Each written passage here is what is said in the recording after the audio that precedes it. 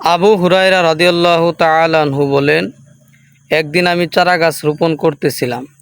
আল্লাহর রসুল সাল্লাল্লাহু আলাইহি ওয়াসাল্লাম আমার পাশ দিয়ে গমন করতেছিলেন। আল্লাহর রসুল সাল্লাল্লাহু আলাইহি ওয়াসাল্লাম আমাকে দেখে বললেন, আবু হুরায়রা, তুমি কি রোপণ করছো? আমি বললাম, চারা গাছ। তারপরে রসুল সাল্লাল্লাহু আলাইহি ওয়াসাল্লাম বললেন, আবু হুরায়রা, আমি কি তোমাকে এর চাইতে উত্তম চারা গাছ রোপণ সম্পর্কে অবহিত করব না?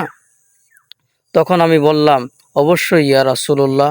তখন আল্লাহর রাসূল সাল্লাল্লাহু আলাইহি ওয়াসাল্লাম বললেন, আবু হুরায়রা, তুমি বলো, সুবহানাল্লাহি ওয়ালহামদুলিল্লাহি ওয়ালা ইলাহা ইল্লাল্লাহু ওয়াল্লাহু আকবার। এর প্রত্যেকটি কালিমার বদলতে তোমার জন্য জান্নাতে একটি গাছ রোপণ করা হবে। আর জান্নাতের একটি গাছ কত বড় হবে?